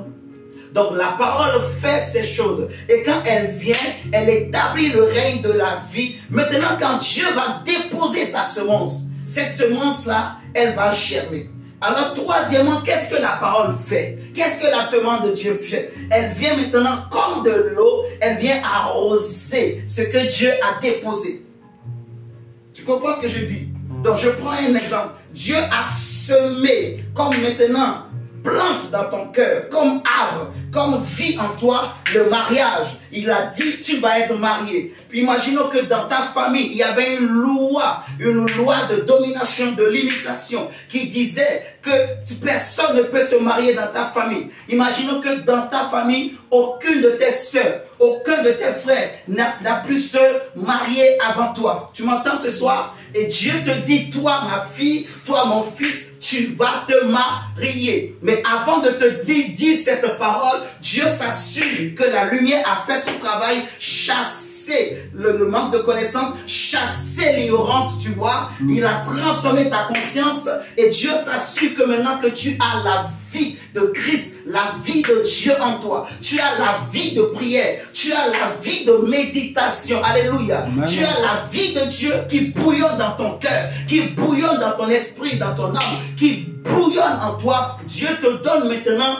une parole de bénédiction et Dieu tous les jours, il vient arroser cette parole. Oh my God. J'aime le comment Dieu fonctionne. Donc, la même semence que tu as reçue dès le départ. Donc, vous vous imaginez, elle fait tout ça. La semence de Dieu. Elle chasse les ténèbres. Quand il voit qu'il a cassé le cycle maintenant, là où il se met, en fait c'est ça. Dès qu'il tombe quelque part, chasse les ténèbres. Maintenant, il commence à répandre la vie. Il répand la vie. Quand il voit que la vie se répand, maintenant, il met une bénédiction. Vous voyez? Il met une bénédiction. Et en même temps, maintenant, lui-même, il commence à arroser. Arroser. Il n'a pas besoin d'un jardinier extérieur. Il n'a pas besoin d'un cultivateur extérieur. Non. La parole, la semence de Dieu, comme de l'eau. Comme de l'eau, l'eau de la vie, elle arrose. Vous voyez? Et elle arrose comment? Au travers des enseignements que nous donnons, au travers des messages que nous écoutons. Vous voyez? La promesse de Dieu qui est en toi est arrosée. Donc, elle vit. Tu comprends? Cette promesse ne meurt pas. La Bible dit que si la prophétie tarde, Attends la veille sur elle, car elle s'accomplira. Elle s'accomplira certainement. Alléluia. Donc, il ne faut pas éviter les enseignements, parce que c'est un moyen que Dieu utilise pour arroser ce qui est dans ton cœur. Est-ce que vous êtes en train de me comprendre? Dieu arrose, et Dieu veut que tu sois arrosé. Dieu veut que je sois tout le temps arrosé. Dieu veut que ton esprit soit tout le temps arrosé. Dieu veut que ta famille soit tout le temps arrosée. Alléluia. Amen. Que la rosée qui descend sur le mont Hermon descend dans nos vies. Alléluia. Amen. Que la rosée de l'Éternel descend et vienne arroser la vie de Dieu, arroser la grâce, arroser le don, arroser la promesse de Dieu qui est dans ton cœur. Amen. Oh, je prie que cette promesse ne meure pas. Amen. Amen. Amen. Qui me comprend ce soir? Amen. Ok. Donc elle arrose l'œuvre de Dieu. Elle arrose ce que Dieu a promis. Ça peut être le travail que Dieu t'a donné. La parole, les enseignements arrosent. Ça fait que toi-même, tu ne doutes pas comme Abraham. Vous m'entendez? La parole est là. Ça peut faire 10 ans. Ça peut faire 20 ans. Ça peut faire 15 ans. Tu diras toujours, Dieu m'a dit. Est-ce que vous comprenez? Dieu m'a dit. Dieu m'a dit. Je le crois tellement. Je suis conscient. Je sais qui je suis. Je connais les plans et les projets de Dieu pour ma vie. Amen. Dieu m'a dit, je connais les plans et les projets que j'ai formés sur toi. Projets de paix et non de malheur. Et la Bible dit que les ténèbres ne règneront pas pour toujours. Alléluia. Amen. Les ténèbres sont en train de disparaître. Les ténèbres ont disparu même. Et la lumière brille. Le Dieu qui avait dit au commencement que la lumière soit, Paul va dire aux Corinthiens, c'est le même Dieu qui fait briller, resplendir dans nos cœurs la lumière de Christ. Alléluia. Amen. La lumière de Christ de Corinthiens 4 à partir du verset 3 jusqu'au verset 6. Dieu fait briller la lumière de l'évangile dans nos cœurs, dans nos esprits, dans nos vies. Et nous sommes éclairés, nous sommes émerveillés. Alléluia. Amen. Dieu arrose sa semence. Dieu amène l'engrais. Il amène les nutriments. Alléluia. Amen. Ok. Quatrièmement, la semence de Dieu, elle vient aussi, elle travaille comme un feu. Elle travaille comme un feu. Pourquoi? Souvenez-vous, dans Genèse, quand Dieu a créé l'homme, avant même de créer l'homme, de créer toutes choses, Dieu a appelé la lumière. On est d'accord? Ensuite, Dieu a amené la vie. Et ensuite, quand il a vu que la vie est là, il a maintenant ordonné que la terre produise, que l'air produise, que les eaux produisent. Vous voyez? Dieu a dit que la terre produit les herbes, que les eaux produisent les poissons, qu'il y ait des oiseaux qui volent dans l'étendue des cieux. Donc, il a vu que la vie a pris place. On est d'accord? Mais nous voyons que quand Dieu a créé aussi l'homme, qui fait partie de cette semence de Dieu. On l'a vu dans Matthieu 13. Jésus va dire que celui qui sème la bonne semence, c'est le Fils de l'homme. Et la bonne semence, ce sont les enfants du royaume de Dieu. Vous voyez? Donc, la bonne semence que Dieu a semée au départ, vous voyez, c'est l'homme. Vous m'entendez ce soir? Adam était une bonne semence de Dieu. Mais qu'est-ce qui s'était passé? C'est qu'on a vu dans Genèse 3 que le serpent est venu tenter Adam. Vous voyez? Donc, là où Dieu a semé, le diable, il cherche toujours à amener l'ivraie. Qui me comprend? Amen. Mais dans Genèse, Dieu, il le voyait, mais il a laissé faire. Parce qu'il voulait enseigner aussi les hommes. Il voulait aussi montrer à l'homme que l'obéissance vaut mieux que les sacrifices. Qu'il faut obéir à Dieu. Vous comprenez ce que je dis? Tout ça, c'était des choses qu'on appelle les dispensations. Il y avait un enseignement que Dieu voulait que les hommes apprennent jusqu'au salut, jusqu'à la venue de Christ. Vous m'entendez ce soir? Mais maintenant que Jésus est venu et Dieu a créé, la Bible dit que nous sommes maintenant les prémices de la nouvelle création de Dieu. Dans cette nouvelle création, le Seigneur dit ceci. Dans Ésaïe, prenez avec moi Ésaïe. Ésaïe 27,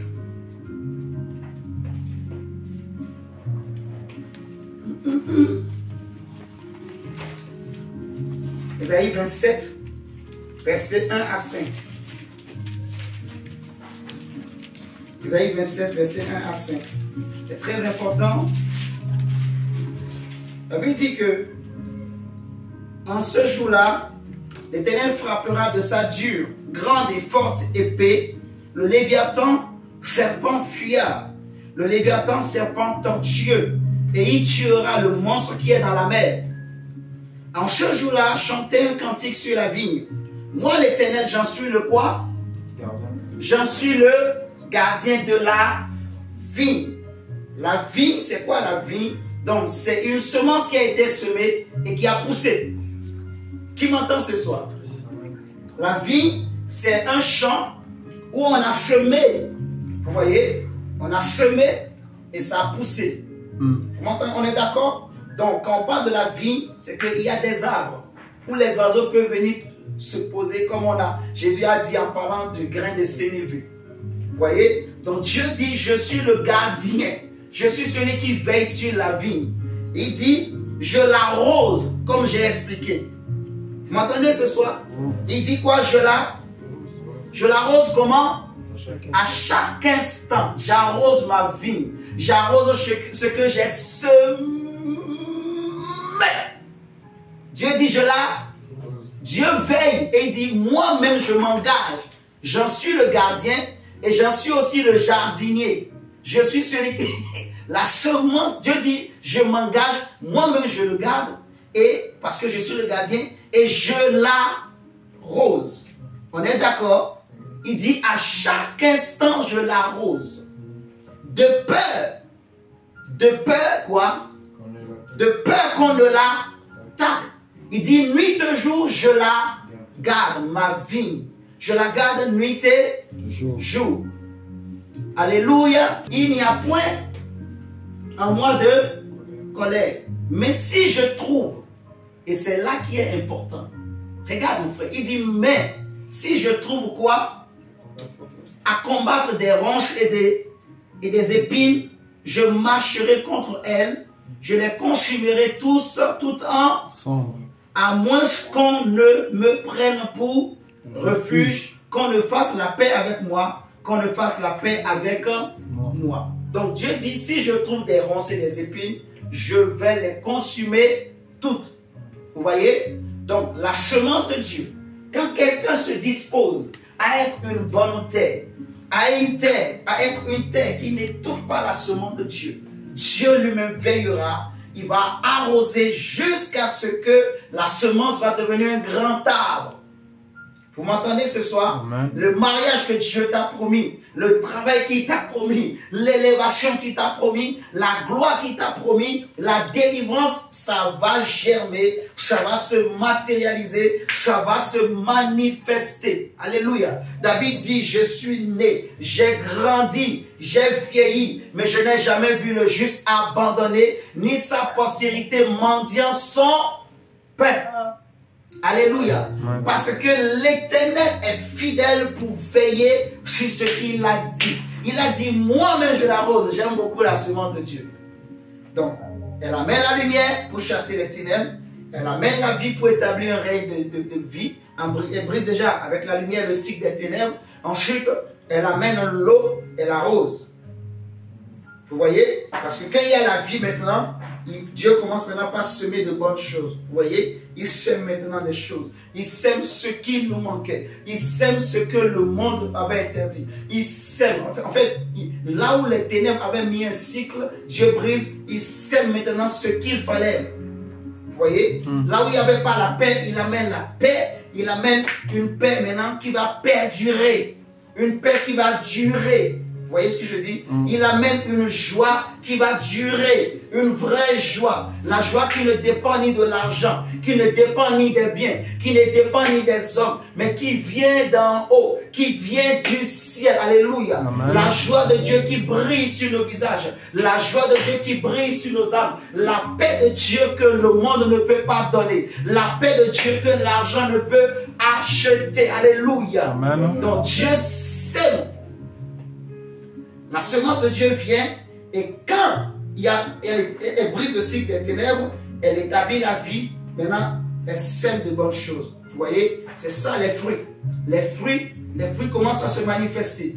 Et ces fruits sont en même temps aussi des semences que la semence de Dieu amène dans nos vies. Vous voyez, des bénédictions, des grâces, des changements, des caractères. Les gens vont te dire, ma soeur, tu brilles. Les gens vont te dire, mon frère, tu brilles. Pourquoi tu es toujours joyeux? Tu ne te soucies pas. Le monde va mal. Le monde souffre. Mais toi, tu es toujours joyeux. Comment tu fais? Non, j'ai un Dieu, j'ai un père, j'ai un papa, j'ai un maître qui veille sur moi, qui prend soin de moi. Mon papa m'a dit, mon fils, ma fille, ne t'inquiète pas. Mon papa m'a dit que 1000 tombent à tes côtés et 10 000 à ta droite, tu ne seras pas atteint. Mon papa m'a dit, ils te feront la guerre. Donc pourquoi je vais m'inquiéter quand l'ennemi commence à tourner autour de moi?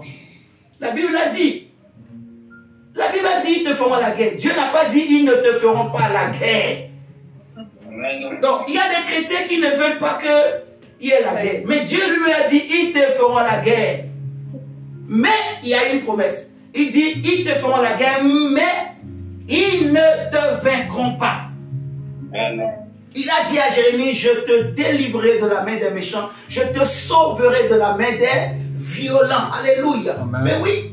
Donc je ne m'inquiète pas, je ne crains pas le mal, je ne crains pas. La Bible dit que 1000 tombent à tes côtés, 10 000 à ta droite, tu ne seras pas atteint. Même si les gens formaient des projets contre toi, Dieu dit cela ne viendra pas de moi. Dieu se porte garant, il se porte garant pour ma sécurité, pour mon bonheur, pour ma défense. Il dit pour l'amour de Sion, pour l'amour de Jérusalem, je ne me donnerai point de repos. Alléluia. Amen. Oui, mon frère, ma soeur. Parce que maintenant, la lumière a chassé les ténèbres, j'ai la connaissance et la vie est en moi. Donc, quand la promesse de Dieu vient, elle trouve un robot, elle trouve comment on dit, un répondant. Si je peux m'exprimer comme ça. Elle trouve un répondant, tu vois. Quand elle tape, toi, tu bouges. Et le fruit, il lui dit, ah ouais, Dieu sait. Dieu dit oui, cet enfant a compris. Cette fille a compris. Ce garçon a compris. Et Dieu est fier du travail qu'il a fait. Parce que ce n'est pas l'œuvre de l'homme. Ce n'est pas l'homme qui fait ça. Non. C'est Dieu qui fait. C'est l'œuvre de l'Éternel. On a déjà enseigné que celui qui fait l'œuvre, c'est le Père. Vous vous rappelez très bien. Donc c'est Dieu qui agit en nous. C'est Dieu qui transforme nos vies. C'est Dieu qui transforme. Moi j'étais un homme, il y avait beaucoup de ténèbres. Amen. Mais aujourd'hui je rayonne. Vous voyez ce que je dis? Je rayonne, j'ai la joie, j'ai l'assurance. Je n'ai pas peur, je ne m'inquiète pas. Je suis appuyé. J'ai un appui derrière moi. J'ai quelqu'un qui soutient mon dos. Il soutient mes bras. Il soutient ma main gauche et ma main droite. Il soutient mes pieds gauche et droite. Je te dis, Dacia, je m'appuie sur Jésus. Amen. Vous comprenez? On s'appuie sur Jésus la nuit comme le jour. Je m'appuie sur sa parole. Des fois même, je réfléchis même pas, ça sert à rien. J'ai déjà compris. Jésus a dit, qui de vous par ses inquiétudes peut ajouter une coudée, ne serait-ce qu'un seul cheveu? Qui d'entre nous, si je ne peux pas changer les choses par mes inquiétudes, qu'est-ce qu'il faut faire? Ça ne sert à rien de s'inquiéter. Mais Jésus dit, cherchez premièrement les royaumes et sa justice. Vous voyez? Ça veut dire marcher dans la lumière, pratiquer les œuvres de lumière. Vous voyez? Et toutes les autres choses vous seront données par-dessus tout. Donc la semence de Dieu n'a pas besoin du conseil des hommes. Elle n'a pas besoin des béquilles des hommes pour agir. Elle a tout ce qu'il faut en elle pour transformer une vie. Amen. Jésus dit, je suis la lumière du monde. Celui qui me suit, il aura la lumière de la vie. Il ne marchera pas dans les ténèbres, jamais. Il ne marchera pas dans les ténèbres. Les ténèbres ne régneront pas sur lui. Les ténèbres ne domineront pas sur sa vie. Parce que Jésus-Christ est la lumière qui vient d'en haut. Il est le soleil levant, le soleil de justice, l'étoile brillante du matin. Alléluia. Il vient chasser les ténèbres, briser le cycle de la malédiction, briser le cycle du malheur, briser le cycle de l'ennemi dans nos familles, dans nos vies, au nom puissant de Jésus. Alléluia. Amen. Jésus est la lumière. Amen. Il est la vie. Amen. Il a dit aux apôtres, je suis le chemin, je suis la vérité, prince, c'est-à-dire la lumière, et je suis la vie. Parce que la lumière, c'est la vérité. On a dit que l'ignorance, c'est les ténèbres. Dans la connaissance de quoi? De la vérité. Dieu dit dans Osée 4:6, mon peuple périt parce qu'il lui manque la connaissance. Donc mon peuple vit dans les ténèbres, mon peuple végète dans les ténèbres par manque de connaissance. Connaissance de quoi? De la vérité. Jésus a dit, vous connaîtrez la vérité et la vérité vous affranchira. Parce que la vérité, c'est lumière. Il dit, mes paroles sont esprit et vie. Donc Jésus est la vie. Tu vois, la vie qui soutient toutes choses, la vie qui soutient toute entreprise, la vie qui soutient les mariages, la vie qui soutient les projets, la vie qui soutient les cœurs, la vie qui soutient les esprits. La Bible dit qu'il est la pierre angulaire qu'ont rejeté ceux qui bâtissaient et qui est devenu la principale de l'angle. Mais quiconque se confie en lui ne sera jamais confus. Amen, Alléluia. amen, amen. Jésus-Christ de Nazareth, il est la lumière de Dieu. Tu m'entends, Dacia? Il est venu pour éclairer ta vie. Il est venu pour changer ta mentalité. Il est venu pour changer ta conscience. Il est venu pour nous donner la mentalité du ciel. Vous voyez? La vraie vie. Jésus dira que c'est-il un homme de gagner ce monde. Ce monde est rempli de ténèbres. Ce monde est rempli. Il y a eu des gens qui ont connu la gloire de ce monde. Il y a eu des gens que le monde a acclamés. Il y a eu des hommes qui ont roulé des limousines. Ils ont roulé des Mercedes. Ils ont roulé des bling bling. Ils ont connu la gloire. Ils ont été acclamés, adorés, idolâtrés. Il y a eu des hommes que le monde a élevés. Il y a eu des hommes qu'on a chanté leur nom. Il y a eu des présidents qu'on a chanté. Je me rappelle quand on était à l'école primaire au Bénin. Mais mon frère, des fois comme ça, on nous fait sortir tous. Nous tous, on se met au bord de la route. Le président, il passe seulement. On ne l'approche pas. Mais nous tous, on est là en train de chanter, d'acclamer. Tu vois, on a acclamé des hommes. On a adoré des hommes. On a élevé des hommes. Il y a eu des hommes que le monde idolâtre. Il y a eu des hommes pour lesquels d'autres sont prêts même à mourir.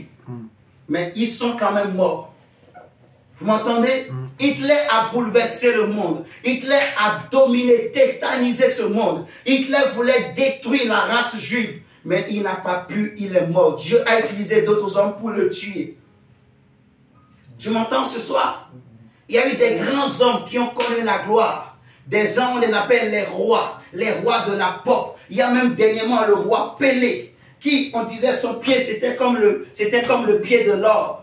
Il touche le ballon, tout ça là. On a élevé cet homme. Tellement qu'il a vu la gloire, on lui a fait comment on appelle ça, un mausolée. Hein. Mais il est mort. Même si on a mis du foie mort dans son corps, il ne parlera plus. Il ne se réveillera plus. Il n'y a pas de rapport entre les morts et les vivants. C'est fini pour lui. C'est fini pour lui. C'est fini pour lui. S'il n'avait pas donné son cœur à Jésus, s'il n'avait pas suivi Jésus, c'est fini pour lui. Vous m'entendez ce soir? C'est fini, il n'aura pas la lumière de la vie. Jésus dit à la femme samaritaine que si tu connaissais le don de Dieu, c'est toi qui allais demander de l'eau et moi je t'aurais donné de l'eau de la vie. Et cette eau que je te donnerai, elle deviendra en toi une source qui va jaillir jusque dans l'éternité. Vous voyez ce que je dis? Je ne vous parle pas d'une semence qui est limitée à ce monde. Je ne vous parle pas d'une semence qui va durer 34 ans. Je ne vous parle pas d'une semence ou d'une gloire ou d'une lumière qui va briller. Même le soleil que tu connais a une durée de vie et elle va mourir. Les étoiles même meurent. Vous m'entendez ce soir? Mais je ne vous parle pas d'une étoile qui va mourir. Je ne vous parle pas d'une lumière que les hommes ont créée. Je ne vous parle pas de l'ampère. Je ne vous parle pas des lampes que le monde, des lampadaires. Je ne parle pas de ça. Je ne parle pas des lumières dans les buildings, les lumières qui sont, je ne sais pas, dans les grands pays, dans les grandes villes. Je ne parle pas de ça. Je ne parle pas de la gloire du Champs-Élysées. Je ne parle pas des tapis rouges de ce monde. Mais je parle de Jésus-Christ de Nazareth. Amen, amen. Je parle de la lumière de Dieu. Il dit à l'apôtre Jean sur l'île de Patmos, il dit, j'étais mort, mais voici, je vis pour les siècles des siècles. Parce que je ne vous ai pas dit pourquoi Dieu, après la lumière, il amène la vie.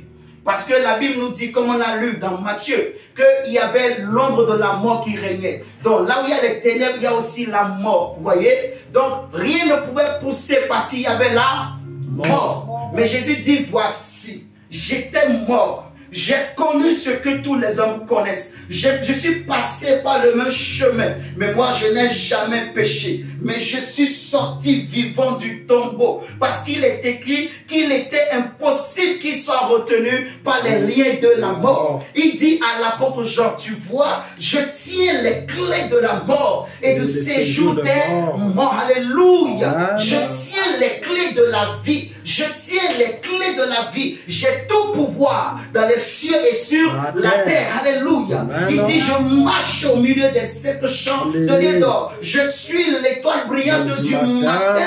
Je suis le rejeton de David. Je suis l'alpha et l'oméga. Je suis le lion et la tribu de Juda. Je suis celui qui sonde les cœurs. Celui qui sonde les reins. Alléluia. Oui, le Messie, le Fils du Dieu vivant, la parole qui s'est faite chair, la parole qui était au commencement, la lumière qui était au commencement. Il a dit, venez à moi. Il n'a pas dit, venez à l'église, mais il dit, venez à moi, Jésus-Christ, et je vous donnerai du repos. Nos familles ont besoin de ce repos de Dieu. Nos cœurs ont besoin de ce repos de Dieu. Nos esprits ont besoin. Combien des esprits des hommes sont tourmentés, oppressés? Combien des âmes sont oppressées? C'est pour ça que Jésus dit, je suis venu pour guérir ceux qui ont le cœur brisé. Donc il amène la lumière qui guérit les cœurs. Amen. Guérit les cœurs, guérit les familles. Jésus peut guérir. Le vrai Jésus que nous prêchons, il faut vraiment faire les choses comme la parole veut. Nous allons vivre la gloire de Dieu. Il ne faut pas penser que je suis déjà arrivé. Il ne faut pas croire que je connais déjà. C'est une grave erreur. Vous m'entendez ce soir? Amen. Il faut jamais... Devant le royaume de Dieu, il faut être comme un enfant. La Bible dit, si vous ne devenez pas comme des petits enfants, c'est Jésus qui le dit, vous n'entrerez pas. Vous voyez ce que je dis? Donc il ne faut pas penser que c'est figé. Non, même si tu as 60 ans, même si tu as 100 ans, tu n'es pas plus âgé que Jésus. Jésus a dit aux Juifs, en réalité avant qu'Abraham ne soit, je suis. Les Juifs, ils ont dit, toi là, tu n'as même pas 40 ans. Mais Jean-Baptiste a dit, il était avant moi, il m'a précédé. Même si je suis plus âgé que lui, mais en esprit, il est plus âgé. Oh, je parle de quelqu'un dont son âge est d'éternité. Je dis que d'éternité en éternité, il était, il est et il sera. Il n'a pas de limite, il n'a pas de commencement ni fin de vie. Il s'appelle l'alpha et l'oméga, le premier et le dernier, le commencement et la fin de toutes choses. Il est celui qui est, celui qui était, celui qui sera. La lumière qui était au commencement, qui est venue encore pour sauver les hommes. Amen. Alléluia. Amen. Mon frère, tu peux te lever là où tu es. Prie le Seigneur. Dis Seigneur, j'appelle ta lumière. Que ta lumière éclaire ma vie. Et qu'elle chasse toutes ténèbres de ma vie. Et que la lumière de Dieu amène la vie. Et que cette vie fasse germer les bonnes choses. Fasse germer les bonnes choses en moi. Et que Seigneur, je vais être arrosé par la rosée qui descend sur le mont Hermon. Je vais être arrosé par la rosée de Dieu, la rosée qui descend du ciel, la pluie de Dieu. Je vais être arrosé. Dis Seigneur, j'invoque ton feu, que ton feu vienne consumer tout ce qui est ivraie, que ton feu vienne consumer les épines et les ronces dans mon esprit, dans mon âme, dans mon cœur, dans mon corps. Que ton feu consume. Dis Seigneur Jésus, je t'appelle au secours. Dis Seigneur Jésus, je t'appelle au secours. Je t'appelle au secours dans ma vie. Je t'appelle au secours dans ma famille. Viens secourir mon esprit. Viens secourir mon âme. Viens secourir ma vie. Viens secourir ma famille. Viens secourir mon foyer. Seigneur, répands ta lumière. Seigneur, répands ta vie. Seigneur, répands ta pluie. Répands ta rosée. Répands ton feu. Demande la lumière, la vie de Dieu, la rosée du ciel. Et demande le feu de Dieu, le feu. Que le feu consume les ronces et les épines. Que le feu consume en toute pensée tout ce qui s'oppose à la connaissance de Dieu dans ta vie. Que la lumière de Dieu chasse les ténèbres. Chasse les ténèbres. Chasse les ténèbres. Chasse les ténèbres au nom de Jésus. Chasse les ténèbres de ta vie. Chasse les ténèbres de la vie de tes enfants. Chasse les ténèbres de la vie de ta femme, de la vie de ton mari. Chasse les ténèbres de ta famille. Dis Seigneur, je renonce aux ténèbres. Je ne veux rien avoir avec les ténèbres. Je ne veux rien avoir en commun avec les ténèbres. Dis Seigneur, moi je suis fils de lumière. Moi je suis fils du jour. Je refuse les ténèbres dans ma vie. Je chasse les ténèbres au nom de Jésus. Je chasse les ténèbres. Je chasse la mort. Je chasse la mort. Et j'appelle la lumière. Et j'appelle la vie de Christ. J'appelle la vie de Dieu dans mon esprit et dans mon âme, dans mon corps, dans ma maison, dans ma famille. J'appelle la vie. J'appelle la lumière de Dieu en moi. Que la lumière de Dieu prenne place. Que la lumière de Dieu brise. Dis Seigneur, viens briser tout cycle de ténèbres. Viens briser tout cycle de malheur. Viens briser tout cycle de maladie. Viens briser tout cycle de malédiction. Viens briser tout cycle de blocage. Viens briser tout cycle de limitation. Tout cycle dans la vie de mes parents. Tout cycle de ténèbres que le diable a mis en place. Que la sorcellerie a mis en place dans la vie de mes frères et sœurs. Ce soir, je brise ce cycle. Je brise tout cycle de malheur. Tout cycle de mort. Tout cycle d'accident. Je brise, je brise, je brise, je brise, je brise, je brise, je brise. Je brise, brise, brise, brise. Détruis au nom de Jésus. Jésus a dit, je vous ai donné le pouvoir de marcher sur les serpents, de marcher sur les scorpions et sur tout puissant de l'ennemi. Prie que le Seigneur brise tout cycle de chaîne, tout cycle de loi des ténèbres, tout cycle de loi de limitation, tout cycle de barrière que le diable a mis devant toi, que le diable a mis devant ta famille, devant ta vie. Brise les cycles, brise les cycles, brise les cycles. Ce que tes parents ont vécu, ce que tes ancêtres ont vécu. Dis à Dieu, Seigneur, ce que moi j'ai vécu, je refuse que mes enfants le vivent. Je refuse que mes enfants le vivent. Je refuse que mes enfants le vivent. Dis la souffrance que moi j'ai connue, les erreurs que moi j'ai commises. Je brise ce cycle. Je dis que ça ne s'accomplira pas dans la vie de mes enfants. Dis à Dieu, Seigneur, tout cycle que le diable veut reproduire, tout ce que le diable veut reproduire dans la vie de mes enfants, je prends autorité, Seigneur. Je refuse cela. Brise le cycle par la lumière de Dieu. Dis, Seigneur, que ta lumière vienne. Pendant que tu es en train de prier, dis à Dieu, Seigneur, je me répands. Je me répands de tout péché. Je me répands là où il y avait des portes, là où il y avait des brèches, là où il y avait des accès au diable. Je prie que ces portes soient fermées. Je prie que ces portes soient fermées. Je pardonne à mes ennemis. Dis à Dieu, je pardonne à mes ennemis. Je pardonne à tous ceux qui m'ont offensé. Je pardonne à tous ceux qui m'ont fait du mal. Je pardonne à tous ceux qui m'ont blessé. Je pardonne à mes ennemis. Je pardonne au nom de Jésus. Prie mon frère, ma soeur. Prie ton Dieu. Parle à l'Éternel. Parle à l'Éternel.